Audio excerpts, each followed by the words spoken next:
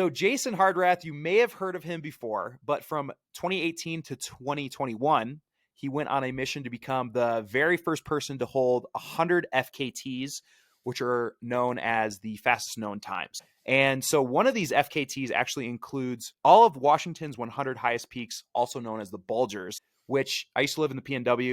Incredible, man. Like, that is an incredible feat. And he did that in under 51 days. Yep. 50 days, 23 hours. Yeah. Okay. So we'll come back to that one because I'm super interested about the Bulgers. And he did all this, by the way, and we'll get into more FKTs that he's done, but he's teaching right now. I mean, he just got out of class. Look at him right there. He just got out of class. So he's still teaching in Oregon, down in by Klamath Falls, I believe, right? Yep. Yeah. Small community outside of Klamath Falls. Yeah. So, and I'm sure, you know, a lot of these feats have inspired some of your students, and we'll get into some of that a little bit later. But Jason also this year just completed the Rocky Mountain Grand Slam and beat the FKT there by climbing 122 mountain peaks across 3 states in 39 days. Yep. Another one just under the day mark. It was 39 days, 23 hours, and 44 minutes. So 16 minutes under 40 days. Like literally, he was just like racing out from the final peak. Like this can happen. Ah! Dude, I saw that picture of you at the trailhead, just like laying there. I think it was in Montana, right? Yep. Yeah. Finished in Montana. So freaking cool, man. And so I first heard of Jason. He was on a podcast a few years back, and he was talking about the Rainier Infinity Loop, which again is something that's it blows my mind because I climbed Rainier car to car. That was 20 and a half hours, dude. But not only did he climb it one way, he ran around the thing and then climbed it 2 separate ways, right? North, south, or something like that. So you go up one side and down the other. You come all the way around. You go up that same side again and down again. And then you come around the other way, basically drawing a giant figure 8 with the summit of the mountain at the center, or an infinity loop. Yeah. So wild, dude. So wild. So I remember hearing him on that, and I'm like, this guy's insane. And then that same summer, I believe he did the Bulger record. So anyway, welcome to the podcast, Jason. How are you doing today? Today was a good day. Good day with the kiddos, good day with the students, you know, passing on little tidbits of knowledge and wisdom from the 122 peaks of this summer, telling a few stories, inspiring them, getting into the flow of things. Yeah, I can't complain. Today's pretty good. It's a good day to be Jason Hardrath. But when you teach, how are you integrating some of those stories into your students' lives, and how do they receive them? Absolutely. I mean, a lot of it, you know, a lot of the core of what started me down this journey in the first place. I mean, for those who can't see any visuals, I'm sitting in my PE office with 150 plus bib numbers hanging on the wall behind me with medals and plaques from different teams I was a part of.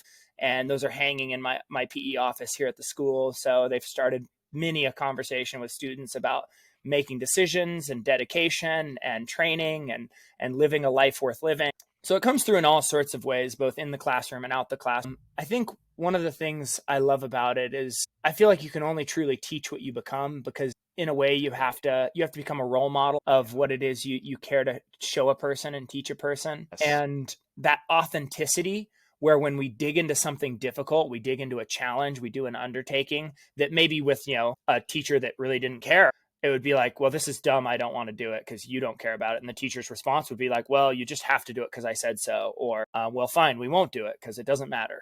It's like me, I can be like, no, like we're going to lean into it. And here's why it matters. And here's this whole world of possibility that's out there. And it's, you know, you're preparing for opportunities you can't even see yet. And I can speak all this authentically and with stories to back it up because I go out and I live it.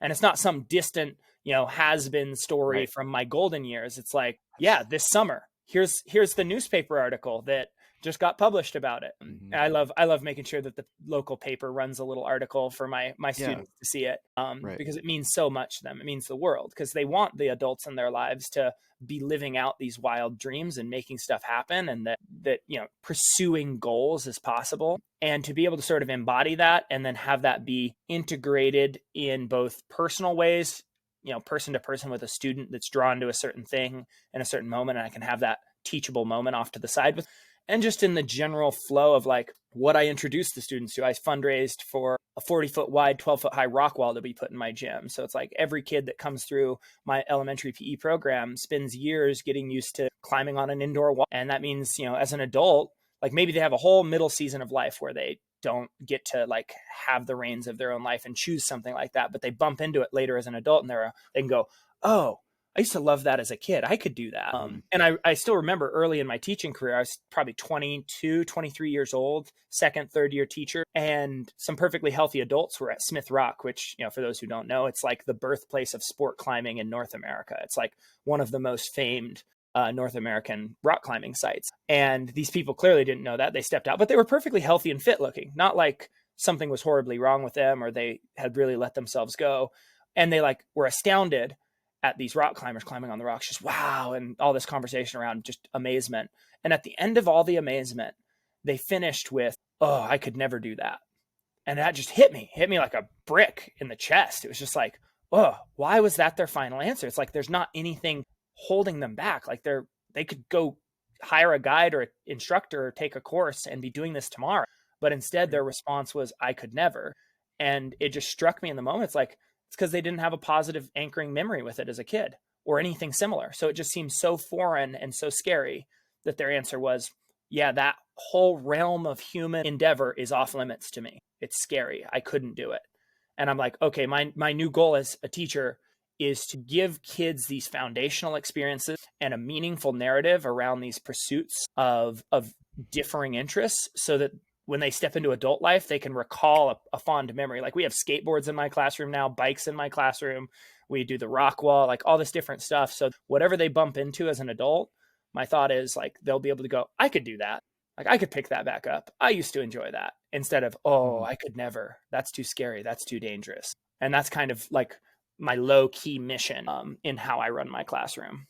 Absolutely incredible. So number one, like the credibility that you have at being a teacher and doing these things mostly during the summer when you have this giant time off, right? You're kind of using that also as a springboard to show your students what's possible, especially coming from a small town, right?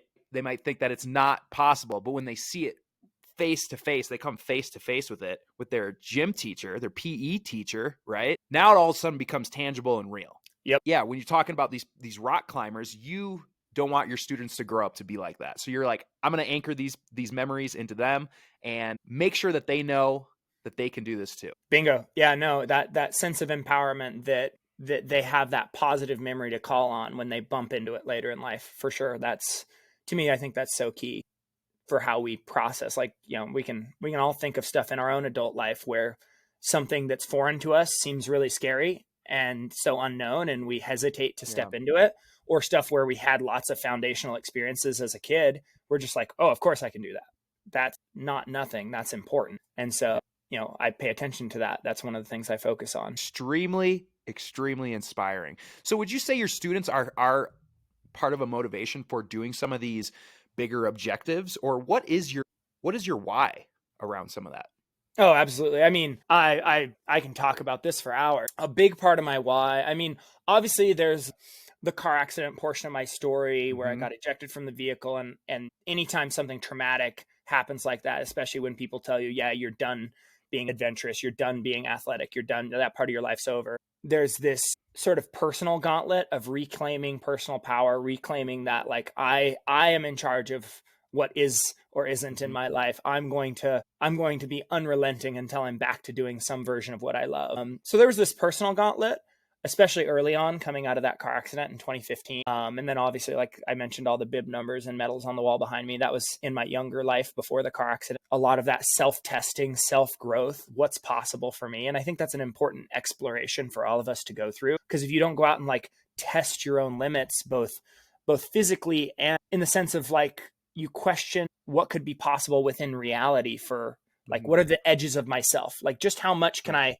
actualize a dream? And then what's like magical thinking? And like to go out and find those actual edges of like, oh, like I can go out and break records, or I can go out and launch a film. I can go out and talk passionately and have others like care about and be impacted by what it is I have to say, right? You can go test the edges of that reality for yourself. And I think that's important.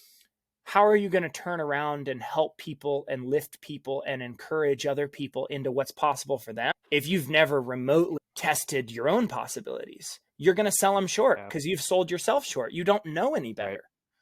Right. The advice you give is going to be advice that tells them to play it safe and take a step back and don't take the risk. You just can't help it. It's all you know. I mean, unless, a person has like that encounter with the self where they're like, ooh, actually, I steered wrong, which is rare, right? They have that like, no, go do the thing because I regret that I didn't. Mm-hmm. But yeah, it's like that's a big part of it. But beyond that, for me, especially now, like I've gone through this personal gauntlet almost twice, kind of because of the reset with the Right. car accident. I reached this place, especially the Bulgers, the Washington 100 tallest was kind of a big turning point where it's like, once I sealed the deal on that, which felt like a kind of a master expression, like maybe that's the Jason Hardrath masterpiece, was being the first person to put together those 100 peaks in a single season. I don't know. Maybe I have one more great one left in me, but that one, like impacting the Pacific Northwest mountaineering community and the FKT community, like adding that, kind of changing how that group of mountains was seen. And then seeing like this year, it was just Nathan Longhurst, the kid who, I can call him a kid. He's 23 now, but at the time he was 21 and the youngest to finish the list. He climbed 65 of the peaks with me, and so cleaned up the rest on his own the same season and became the second person to climb all of the Bulgers in a single season. And now, just this year, two guys did them all biking in between, right? So sort of adding that next chapter, that next iteration of, well, we've seen people do self-supported human power biking connections in Colorado and in Idaho and in these other states that have peak lists. But it was like, oh, well, now Jason showed that these peaks can be climbed in a season. Can they be climbed in a season, all human powered in between? So two more people finished them in a season, biking in between. And then one more college kid went through and became the new youngest finisher of the list and climbed them all in 85 days. So it's kind of like, it's to see it like having this trickling effect on how people are approaching that project is super cool and meaningful for me. Cause I kind of wondered if it wouldn't be sort of a little bit of a field of dreams thing. So like impacting the community is big to me. But now it's also, and it's something that's always been a part of it, is circling back and telling my students the stories, circling back with the wisdom, the intuitions that come out of having these experiences with self and these experiences in the mountains. And now having permission to speak on occasions like this and to speak in front of audiences of 200 or 400 people while showing a film, like incredible experiences to like rescue wisdom from the past and speak it in a way, in a medium that people can understand and care about, who are interested in the same things as me, and to sort of invite other people into this sort of eternal ongoing spirit of sport and spirit of the mountains and the meaning and purpose that can give them for putting their lives together in the same way it's given me meaning and purpose for putting my life together.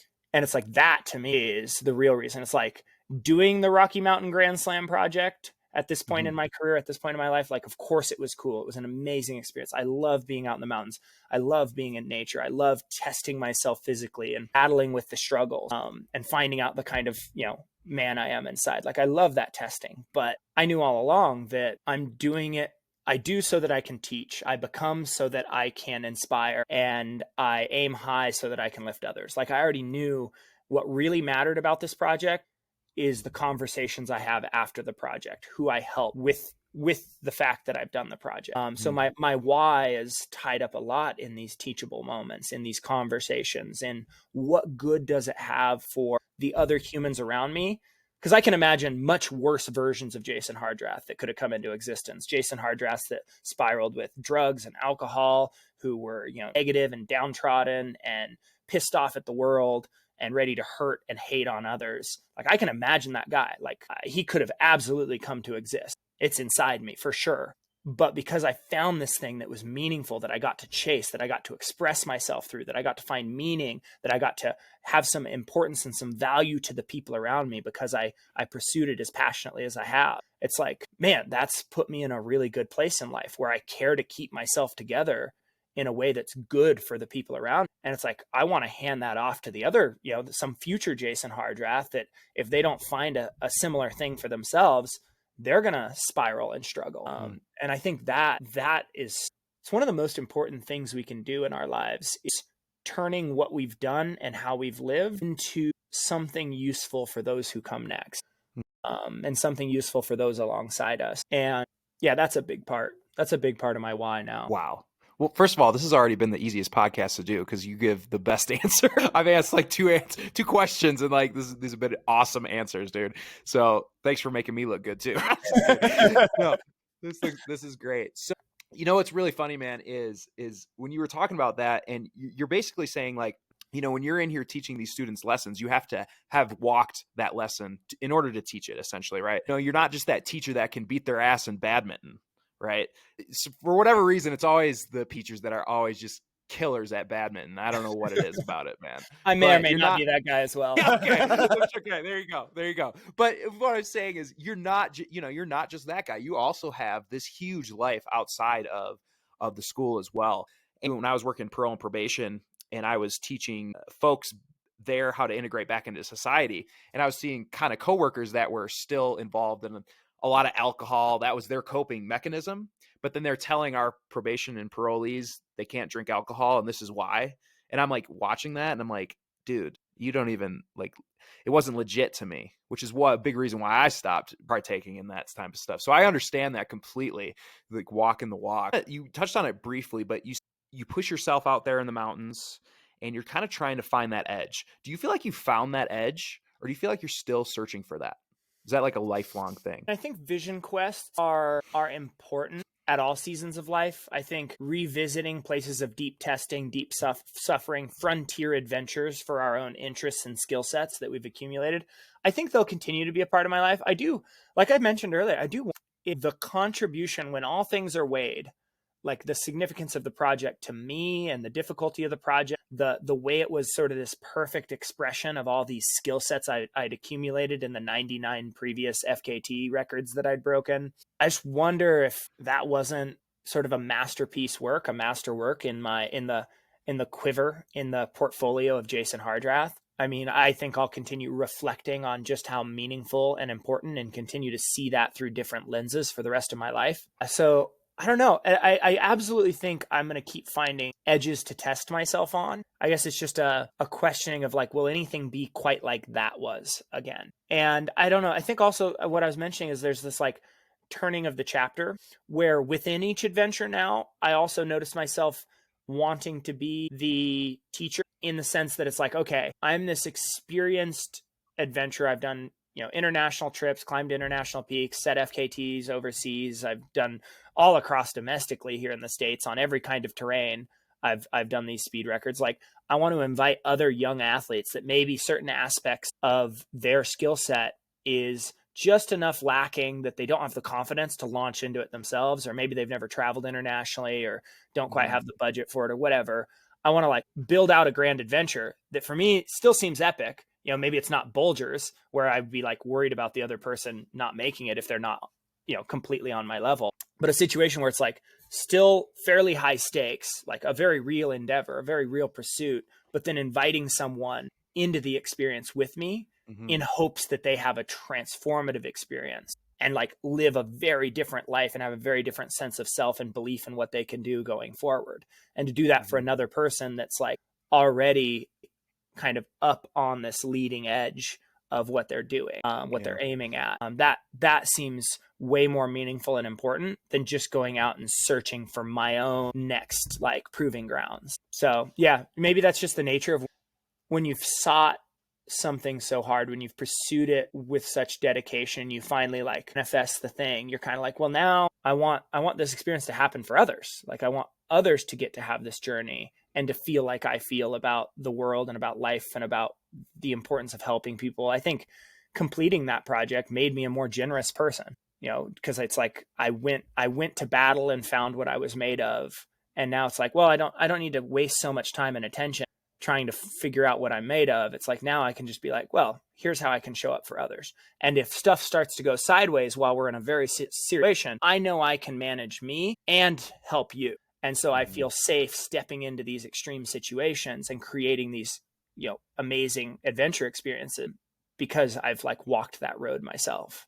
Do you feel like you said it was the 23-year-old that was with you on the Bulgers? Do you feel like you kind of gave some of that transformative experience to him as well. Yeah, no, he said as much. Even when we were in the middle of it, he's like, I had no idea that I could work like this, perform like Yeah, this day after sure. day after day after day. And then he went on Nathan Longhurst. Yeah, people should look him up. He went on to climb the entire SPS list, the Sierra Peak section list of 247 peaks. Yeah, it's one of the oldest peak lists in the USA. 247 peaks of the Sierra, and he did it in like 130 days. So like carried the knowledge and the belief in self, and like went and manifested a project I could never do as a school teacher because it's too long to fit in my summer. So he went out and like did something that was this radical, cool experience that like I could, carrying the torch in a way that I never could have. And we actually went down and you mentioned the Rainier Infinity Loop. I thought that was oddly serendipitous because that for me was a super transformative. You want to talk about spiritual transformation? I've talked in previous podcasts about how the Rainier Infinity Loop, if I hadn't done that record and battled through that whole experience to chase that speed record, I don't know if I would have ever done the Bulgers. Like, it was that much of a transformative breakthrough in like what I believed I was capable of. I love that you're using the word breakthrough, because that is exactly what it is. It's like these things that we do that all of a sudden it just breaks all your limitations off like shackles, right? And now you have a longer runway just to launch. And so the Rainier Infinity Loop was that for you? Huge for me. I think if no Rainier Infinity Loop, then no Bulgers. I think it's that significant. Wow. Well, he and I partnered back up. I invited him down, because he's still young. He's 23 now. He's 21 at the time we did the Bulgers. He's 23 now. And this March we teamed up, and I, pitched some brands to get enough money to like cover his flights, so that he could afford to come down. And we put an infinity loop on Pico de Orizaba, the tallest volcano in North America.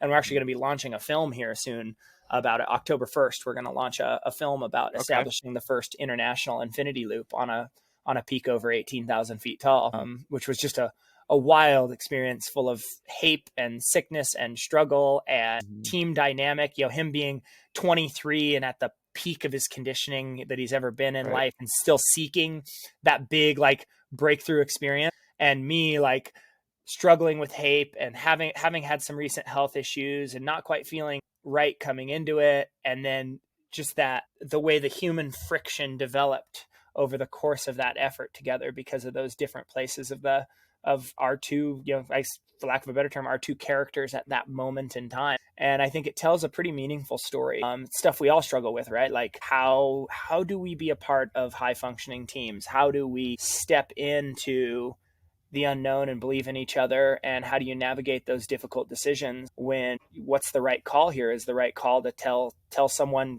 you don't get to live your dream, or is the right call to do whatever it takes to try to help the other person see it through, even when you're racing a clock? So yeah, I think it tells a meaningful tale beyond just, hey, two guys did something cool in the mountains. And that's important to me. I mean, if anybody that's listening to this long, hopefully understands that it's about a lot more than a name on a record for me. Yeah. Love it. You talked a little bit about like the human friction when it comes to like having partners on the mountain. What do you look for when you are looking for a partner? Because I'm sure you don't take that lightly to bring someone into the mountains with you into some of those situations. What is it that you look for in a partner, and like who do you vibe with the best? Like what kind of personality? Yeah, no, absolutely. I think, to steal a little bit of how Simon Sinek articulates this, you're always looking at two dynamics. You're looking at trust and performance. And obviously I have to choose from pretty high performers, people with pretty deep experience, not just in like technical mountain skills, but also deep experience in like managing themselves in bad weather, in like bear territory, people who have like managed like those fears of being in the outdoors, people that can execute on glaciers or on rock, like a variety of skills. But also they have to be like ultra endurance athletes. Like they have to know how to move for 22 out of 24 hours and keep themselves properly fueled and fed while doing that, and still be able to execute all the necessary life or death skills when the terrain presents itself. So it's like it's kind of a narrow band. Maybe that's an understatement of the year. It's kind of a narrow band of the population that I can choose from. Yeah. So like, especially if I'm like, hey, we're doing this, the Rocky Mountain Grand Slam, there was someone that wanted to join me, and it was like, well, okay, let's go out and kind of test if we move well together. And he moved really well, but the accumulated time, I waited up for him at different points. I kind of went like, all right, I'm going to move like I'm going to want to move for all of these 122 peaks, like the pace I want to move at, and we'll just see how it goes. And the amount of time I ended up waiting up for him over the course of the day added up to about 90 minutes. It's like, yeah. 90 minutes per peak for 122 peaks is a pretty significant margin. And do you really want to like live under the emotional load of knowing that time is yard sailing out and you're the one being waited on for 40 days? Like, how's that going to be psychologically for 40 days to constantly being like, oh, don't hold him up, don't hold him up, don't hold him up, don't hold him up. It's like, that's probably not the vibe we want on this team.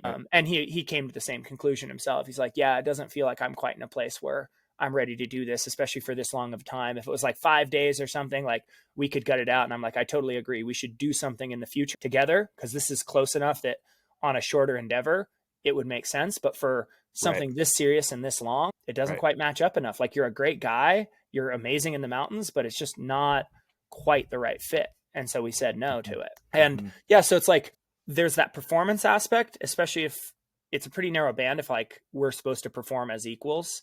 Obviously I'll expand that band a little bit in the situations I've talked about where there's that chance for like mentorship and like altering someone's course to believe in themselves more. Like I'm going to be willing to embrace a little more of a mismatch in that situation.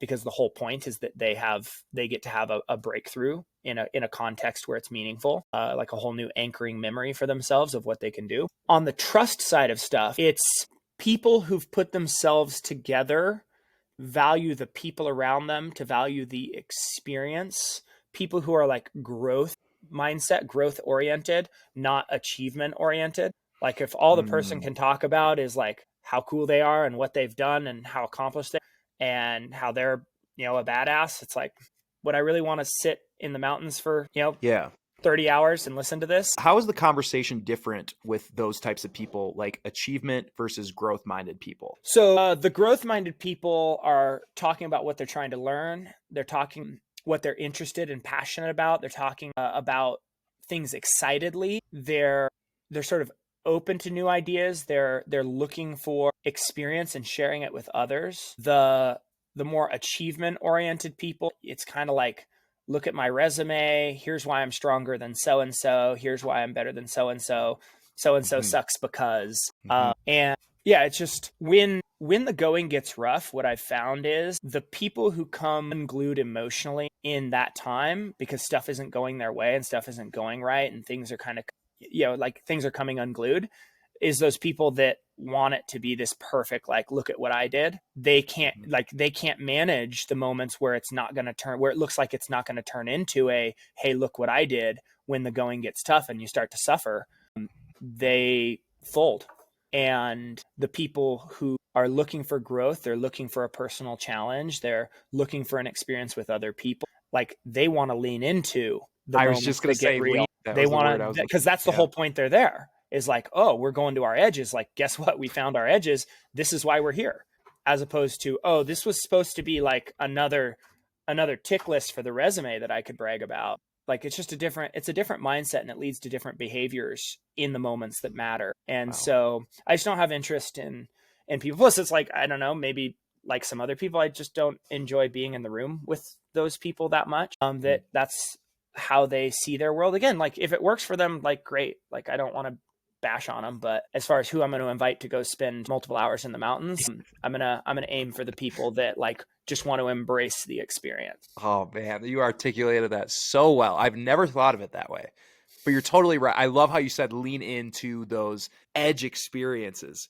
Like when you're super tired, you can't feel like you can't freaking move another muscle, or weather rolls in, or, you get a lot more wind than you were thinking at the summit, or whatever it is. Yeah, just being able to cope with that in a way. What has been your most visceral experience on these mountains? Like most intense thing that maybe someone wouldn't think of? I feel like it might come from the Rainier Infinity Loop. I feel like you were talking about some intense things there in that podcast once. Most visceral and raw experience. Do you want a proud moment or a troubled moment? I would love both. Let's see. Troubled moment. So when I did Oregon's 5 highest, this was pretty early, reasonably early in my FKT experience. And so I was still kind of like testing myself and pushing myself. So I was doing this thing self-supported. No, I had a support crew. There were people meeting me, but they weren't out on course. Like I was by myself. I was solo, but I did have a crew that I got to meet at different places where the trail intersected road. And Oregon's 5 highest, you're linking up the Three Sisters, Jefferson Peak, and Mount Hood in Oregon, and Jefferson is the most technical. So I decided to do a traverse over Jefferson to save time, because normally you go up and then back down the same route and then kind of have to do this half circ of the mountain. And I'm like, I'm just going to climb straight over. Like I'm going to gamble that I can navigate the terrain, even though like there's not a lot of writing out there about people who do. Surprise, surprise, it turned into a bad experience. And I'm just out there making these serious high consequence rock climbing moves with these like boulders and rocks that are essentially like glued in by mud. And it's just like, this is not where I should, this is bad. And, occasionally like I'm tumbling stuff and watching it fall into the crevasses below. And it's just like, it's like full on.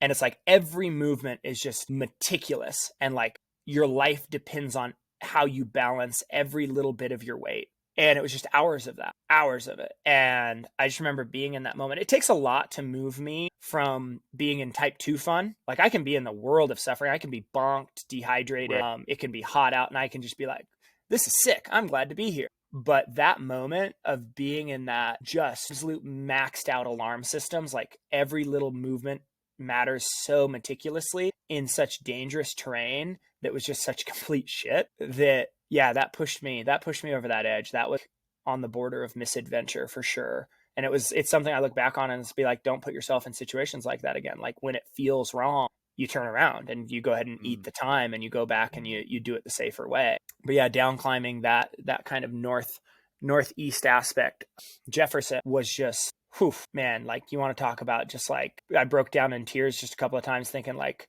I might not pull this off. Like this is really? So much on the mountain, so much on my edges, like so much at my edges that it's like, I might not pull this off. I might not come down because of where I've gotten myself, and, managed to stick with it and get it done and come out the other end alive. But yeah, walked away. And I remember looking over my shoulder back up at what I'd down climbed and just being like, yeah, never again. And so, yeah, that one is one that was troublesome. It was definitely like a learning experience. There was a bit of that I got lucky. Right. As well as I think I executed with my route finding and choosing like the least risk positions and moves and like sides of ridges or, putting features below me that I might have been able to catch myself on if like a rock had blown out or something. Like even with all that, it was still felt like there was a bit of luck involved with how that one panned out. So right. That's one that it's like never again. Then as far as something, actually, I'm going to tell a story I've never told on a podcast before. A proud moment that started as a misadventure was actually like way back. This is I was doing FKTs already, but not super deep in. And some friends and I were in Utah and had never been to Utah before. So it was kind of fresh to the whole Slot Canyon experience. And it was like, this is so sick. Like these canyons are amazing. And we see this hand line going down into a canyon that just looked like super cool. And this disclaimer, you never go into a canyon you don't know every single thing about. So if someone's listening to this, you don't go down slot canyons without knowing everything about the canyon and its name and what's needed to get through it to the most minute detail of, how many feet of rope you need, what the anchors are made out of, like, all the details. And we go down this thing with zero knowledge, just like, well, there's a hand line. Like it looks kind of fun. Like this is interesting. And it just keeps luring us down, where it's like there's some interesting obstacles and some stimming above, big drop-offs, but it's like that perfect width where you're just jamming along, stimming with your back on one wall, feet on the other, hands on either side, feet on either side. Occasionally we had to do a couple of complex like partner moves around silos, which is where it gets wider, but it's kind of bowl shaped. So you can kind of lean into each other and work your way around. And we just keep going and going and getting lured deeper and deeper and deeper into this thing. And it's just like scary at some points, but also just kind of like fun, like right in that balance. And so we keep getting sucked down and down and down. Well, we're like thinking we're almost through this thing. And, we're running out of daylight. So it's like, we're so close. Like you can kind of see you can clearly see that the rock is going to separate and we'll be out of the slot canyon. But then we hit the crux of the canyon. And it was this, I later came to find out, basically a 5'11" off width which even at my best, I don't think I could climb it if you gave me 100 tries with protection, right? Put me on a rope. I don't think I could climb this sandy, slightly wet 511 off width crack, even if you gave me 100 tries or 1,000 tries. So it's like, here we are, no gear, no ropes. We've done thousands of feet of like down climbing into this canyon. Well, maybe not thousands, but 1,000 feet probably of down climbing into this canyon deeper and deeper, with stimming over sometimes 80 feet below us in the bottom of the canyon. But it was just, like I said, that right width where you felt comfortable, and there would oftentimes be little chokes at the bottom where it made you feel safe because the height you were at would have a little bit of a shelf to it. So here we are, we're stuck at this crux, and we'd just done this like 50-foot kind of heinous sandy down climb, stimming across the wall. And it was just this moment where it's like, holy shit, we're stuck. And there was no way the two people that were with me were gonna up climb it. Like they had been much more at their limits just with the down climbing process than I was. And so I just start replaying every single problem, every single crux that we'd successfully down climbed, every down climb, every silo, the ways we had to squeeze through different things or climb above certain things or work up or down the canyon, either to the canyon floor or up, like I said, sometimes we were 80 feet off the ground, and just like replaying in my head, like every sequence and every move. And I'm like, okay, I think I can up climb this canyon. And, with the clock ticking, it's like, the sun is already like low enough in the horizon that the canyon, right, slot canyons are pretty narrow. It's already kind of getting dark in the slot canyon, but it's like, okay, I know sunsets at least, an hour away. Can I up climb everything we just down climbed for the last few hours together and get out before dark? And so I set off, and it starts off with just like I said, like 40 or 50, it might even have been 60 feet. That there was a rappel anchor at the top of it. So you could tell most people who do this canyon in an intelligent way, they hook in a rope and rappel that section that we had down climbed. And so it was this like bad angle, kind of like negatively, where my feet had to be higher than my body, with feet on one wall, back on the other wall. And so I had to just like arm press behind me and slide my back up the wall, like inch by inch, 4 inches at a time, 4 inches, just like pressing for all I'm worth, like get the feet stuck on the wall where I'm sure that they're not on sand, and then press up, and again, press up and take a step and press up and take a step and press up. And so I'm just like grunting and fighting my way up this, and traversing and going through the silos that I'd had others with me to solve, right? So silo gets wide where you could fall in and fall to the bottom of the canyon.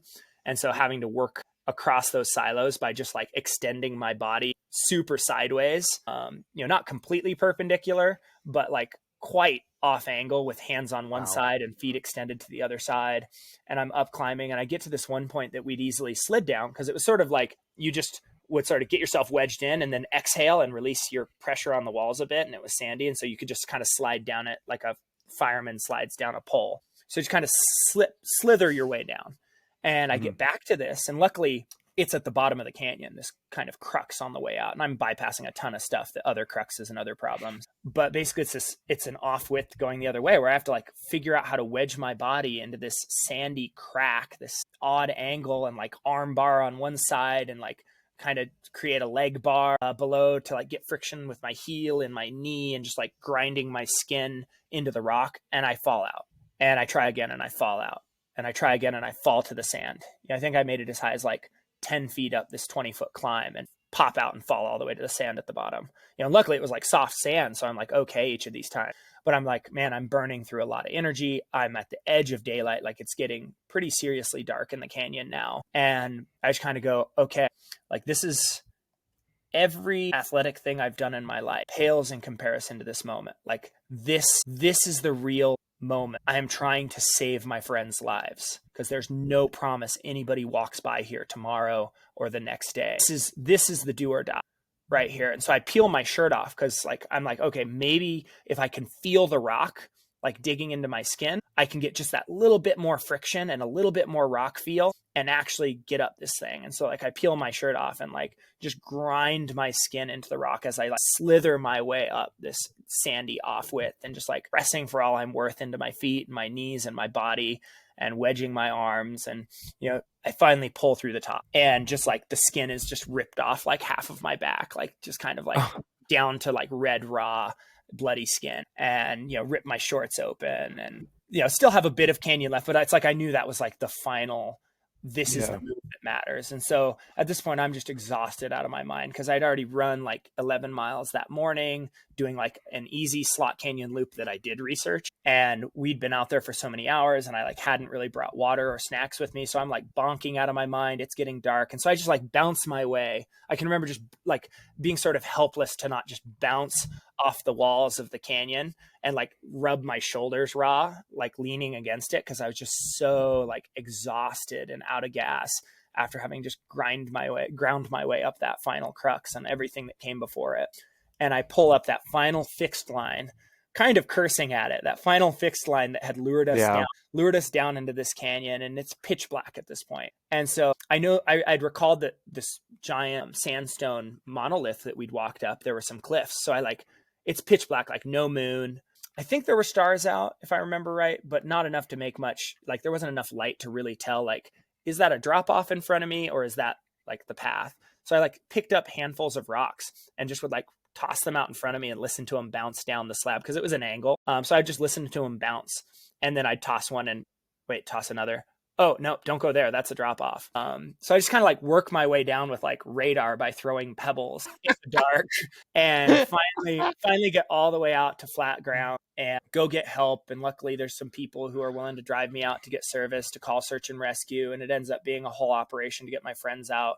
Basically, they had started stimming before sundown. Like they were just sitting there stimming in the canyon above this choke point where they had a little bit of a ledge to sit on, but it wasn't flat. And then their feet were on a little bit of a ledge, but that also wasn't flat. And by the time they got towed out, the sun was coming up. Oh my! So they were in just pitch black, claustrophobic. Pitch black all night. I mean, as soon as search and rescue got notified, well, I yelled at them when I got out. Like I was like, I made it out. I'm going for help. So they knew like I'd gotten out successfully and that I was alive. And then as soon as search and rescue got activated, I'm like, I'm going back up there. Like I'm going to like hang a light on a rope over the edge, like just lower it from as close as I can get. So like they have something to look at, some way to know help is on the way and company. And so hung out through the rest of the night until help came. You know, the whole list, right? Like cash in the whole list of FKTs, all of the bib numbers on the wall behind me, like change out all of that, being able to get out of that canyon and save my friends from our stupid mistake. Proudest moment, most athletic achievement. Like that was the moment that really, really mattered. Wow. So yeah, that one, you know, nothing to do with FKTs or breaking records. Don't go down slot canyons. Obviously, you know, the guy who drove me out, he's like, you're an idiot. But also it turns out the name of the canyon is Santhrax, and it's kind of a renowned, like X-rated canyon. And I've been coaching and teaching canyoneering for over a decade, and I've never gone down that canyon. And you're telling me from the bottom crux, you up climbed the whole thing? He's like, I don't want to compliment you at all because you're an idiot. Right. You and your friends are idiots. Like you should have known better. Like what a stupid thing to do, but also, holy shit, that's badass. High five. Yeah, dude. Right. Wow. Dude, you need to write a book. Have you ever considered that? You know, you're not the first person that's floated that ship my way of, hey, dude, you should put a book together. Not just because of all of your experiences. That's obviously one part of it, but you're a very good storyteller. Thank you. You have the transformative experience. You make people hang on what's the next thing that's going to happen. You don't give away too much. You go very slowly. It's good stuff. Thanks. Thanks. Yeah, like I said, I'd never actually tried to tell that story. Yeah.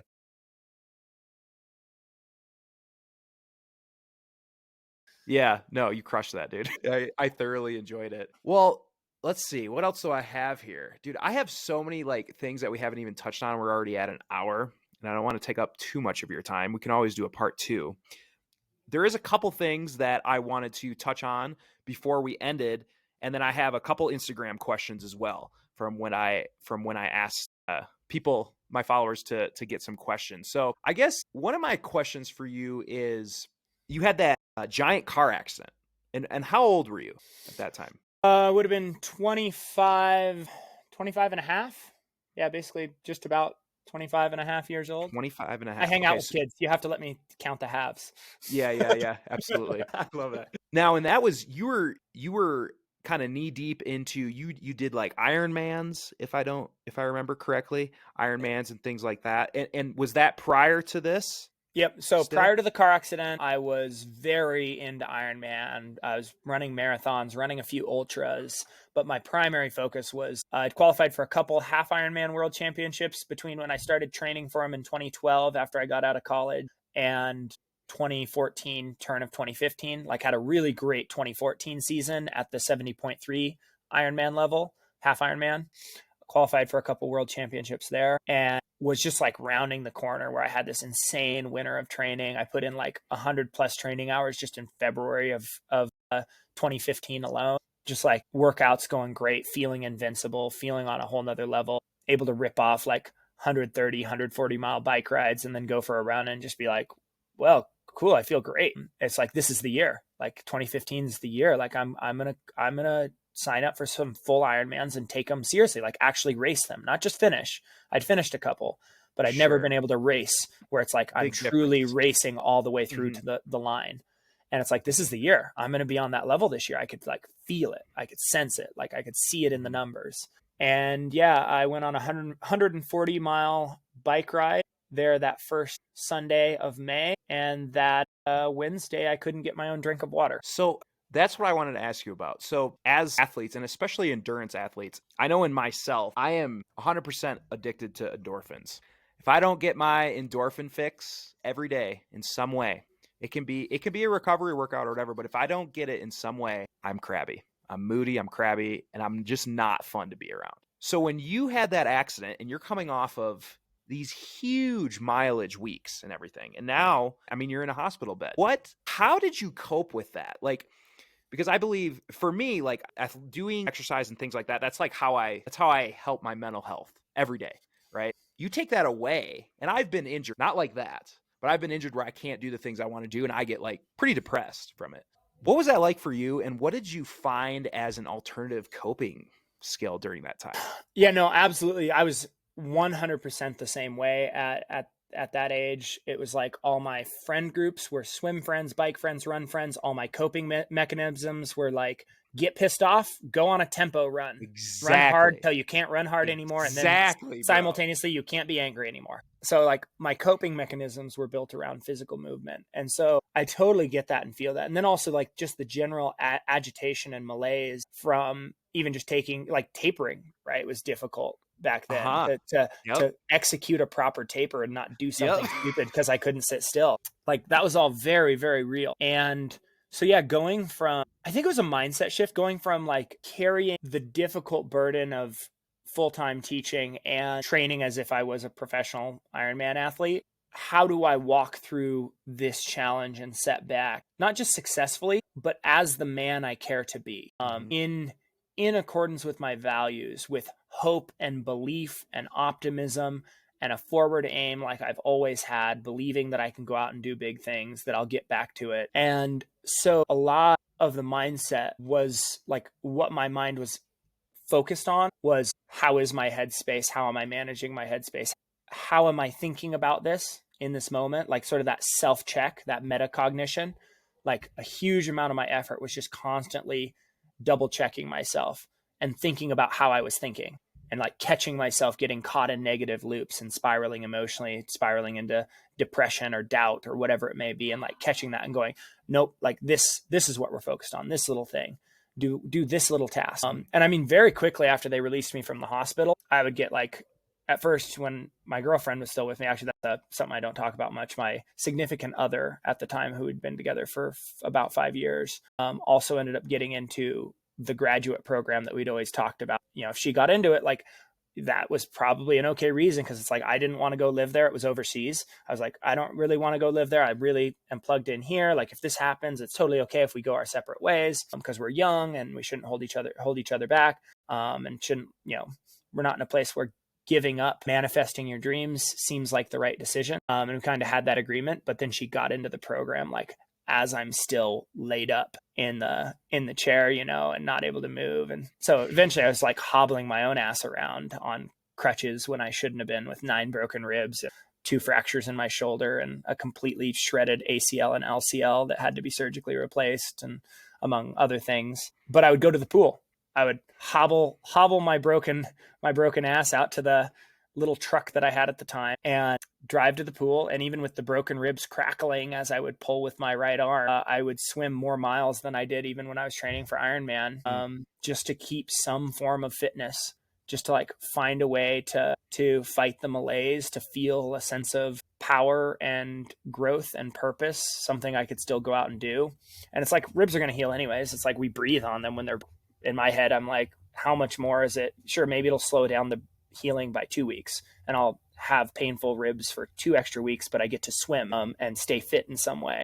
And so I just started swimming. And then, that was the segue that kind of kept me moving. So then when I was able to hike around and walk around, I did that. And then hiking led to mountains and bigger mountains. And here we are. Yeah, man. I can't imagine that. I bet, though, that you inspired quite a few people when you were going in there and swimming. Like walking in there in crutches and stuff and just frickin' people are probably like looking at you like, who is this guy? What is going on? Yeah, imagine being that lifeguard.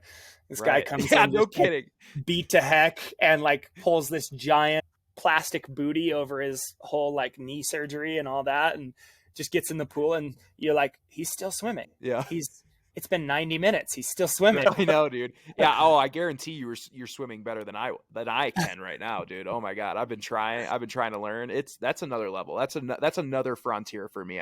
Is conquering that. Yeah. Would you ever be interested? You may have already done this before, but you've probably heard of those picnics. Yeah, no, I've established 2 of them. You have? Yeah, one on Mount Shasta. I was the first person to establish the Shasta picnic, and then the one that I'm the most proud of was I added a picnic to Yosemite. And it's another one of those, like, as far as like a masterpiece creation, in my opinion, since I have this background in multi-sport. As far as like my best ever one-day route, Yosemite picnic, hands down. You start at the foot of El Cap, you bike all the way up to Tenaya Lake, which by itself is like an iconic lake swim. You don't even have to look ahead. You don't have to sight ahead because you can just, every time you breathe to the side, you just have these domes of rock sticking out around you. And so it's just magnificent. And then you do the Tuolumne Triple Crown, which is Tenaya Peak, the mile-long razor ridge of Mathis Crest, and then the uber classic Cathedral Peak, which is kind of like the iconic peak of Tuolumne Meadows. So you link those 3 together, and then you swim back across to your bike, and you rip back down to El Cap. It's baller. It's full on. It's cool. Just rip down. So it's downhill, I'm guessing. Yeah, there's still 2,000 feet of climbing on the way back down because you kind of drop and then climb and then do your final drop. But it's like you drop like 6,000. Well, you don't even have to worry about traffic because you are going as fast as traffic. So it's great. Yeah. It's great. You're just like hope some like slow RV doesn't end up in front of you where you're like, okay, do we pass the RV on the double blind? Right. So, oh my gosh. Okay. Well, that's awesome, man. That is something I'm very interested in, is those picnics. Well, okay. So I'll wrap up here quickly with I call it the 30-second drill. This is my Instagram question. So I have 3 questions for them. We'll go 60 seconds or less. We'll go 60 seconds or less on these. Thanks for the padding. Okay. So it's got to be concise. Okay. That's what makes it fun, though. That's going to be hard. That's going to be hard for me if people couldn't tell already at this point in the show. No. So Alyssa Woolridge asks, what is your favorite peak and favorite mountain range? Oof. I'm going to say one of my all-time favorite memories is in the Cascades doing Bonanza Peak. And it's not just Bonanza, like Bonanza by itself is amazing, but including the Bonanza Dark Traverse. So it's actually 2 peaks, but like doing that traverse between those 2 peaks in the position you're in, with the view you have, with everything you had to do to get in there, like all that combined, that's a pretty special day. Awesome. Yeah. So I'll go with that. Bonanza. So what about mountain range? Cascades? Yeah, probably. I'll probably still give it to the North Cascades. Yeah. Yeah. Kind of. There's something special. They might not be as tall as the 14ers or the 13ers in Wyoming or any of that, but man, talk about some beautiful glaciated peaks. Dude, I hesitate saying this on a podcast, but most underrated national park in the U.S., in my opinion. I could give you that. Yeah. Let's go ahead and throw ourselves under the bus. I'll agree with you there. Yeah. Right. Awesome. Great answer. Okay, number 2. This comes from some_creep_just. All right. I thought this is a good question. What's the dumbest thing you've ever done before a big effort that could have ruined it?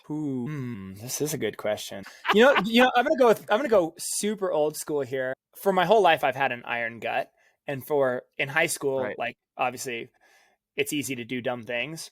And so before running a 5K, I don't think it was a particularly important race, other than some of our district schools were there. And so we were supposed to see how our team lined up against their team. And we were going back and forth on the bus, and somebody's like, I bet you couldn't eat a can of chili before a race. So I buy a can of chili and I pound an entire spicy can of chili right before a 5K. Oh, that was painful. And yes, the wheels did come off the bus and the team ranking suffered because of it. Yeah. Oh, dude. That's great. Whole can of chili. Whole can. Spicy too. Wasn't the mild. Whole can of chili. Wheels came off the bus. Love it. Okay, that was a great question. Okay, so last one here. Michael Vert asks, this is a good question too. What mobility work do you do when you're doing so much volume? I guess in terms of, like strength work, that type of stuff. Man, where to answer this? So going back into know thyself, they say know thyself. Going way back, I was the kid that, even coming from a family that were fairly muscular, we're fairly stocky built, it's easy for us to put on muscle mass, which is another part of this equation of know thyself. Sure. I put on muscle weight pretty easy. At least I did. Now that I'm in my 30s, I'm getting halfway through my 30s now, I'm starting to have to stare down my strategies that I've been able to have as assumptions my entire life, where it's like, oh, I don't really have to lift weights, because if I lift weights too much, I get way too bulky really fast. And I don't need to do mobility work, because the other part of the thing I was going to say is I was the kid that, when we had to do the sit and reach test back in school, the V-sit or whatever. Where you'd like sit and push the thing back and see what number you could get, how flexible you were. I could push that thing all the way to the back, move my hands to the side, and go past the back limit of the measuring device. So it's like I could just lay straight down onto my shins. Like I've always been flexible. Yeah, nobody respects anybody that can do anything in high school. So I was like always hypermobile. And so it was like, well, all the studies say you don't want excessive range of motion. So it's kind of the opposite for me compared to like a lot of guys who are undermobile. It was like, I shouldn't stretch, because if I do, I'm actually increasing my risk of joint injury. So again, for the longest time, I've been like, cool, I'll like do target pressure point stuff, like targeted active release or passive release techniques, take a softball or a baseball and dig it into a knot or, a middle of a muscle body to release some built up tension or cramp or whatever it is. But I never included like foam rolling, never included stretching, because it was like, oh, I didn't need it. But now again, like in my 30s, suddenly it's like, whoa, actually I'm not as flexible as I used to be. So I'm staring down the barrel of this gun like, maybe it's time to start strength training. Maybe it's time to have a mobility routine. Because otherwise, if I let it draw out till I'm in my 40s, I might already be behind the curveball. So sorry, couldn't fit it in a minute. I empathize. I also am someone that puts on muscle extremely quick. I know, it's so hard. We suffer. I know, it's so bad. I know, right? I get that. I know. I'm like, pity us if you're listening this far. Pity us. Like, it's so hard. We look at a weight set and then it's just boom. It's just like shredding through our shirt. Yeah, it is a freaking problem when you're trying to like lose a little bit, or I don't even know if lose weight is the word, but like you're just trying to slim down a little bit for some of these objectives, and you're like, hey, I touched that weight and I freaking boom. It's weird, man. But yeah. So in college it was really bad. I'll just tell one more fun story. I got in with some guys who were like, oh, we're going to lift hard through the winter. I'm like, cool, that sounds fun, like whatever. And it's going to be my first track season with the track team collegiately the next season in the spring. And so I kind of lift hard. I especially like get into like deadlift and like leg press and all this stuff. At one point I put up 702 pounds on the leg press.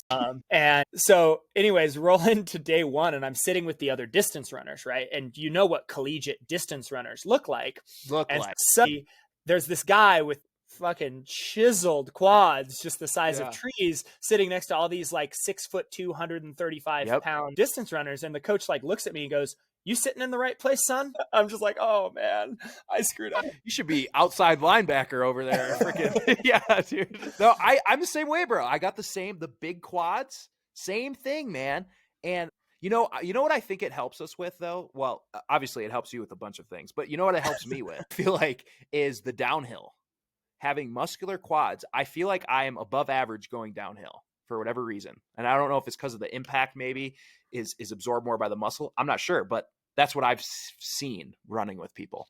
I've observed that. Yeah. And then just Yeah. injury proofness. Like I feel like a lot of my friends get laid up more often than I do Right. trying to move on the same terrain. It's just like Right. sort of more tissue to absorb the abuse. So no, I think it has its benefit. It really helps me drive a big ring on the bike. That I love. I was a big ring crusher during Mm. Ironman. Like all these people spinning at that like proper 180 or whatever Mhm. it is.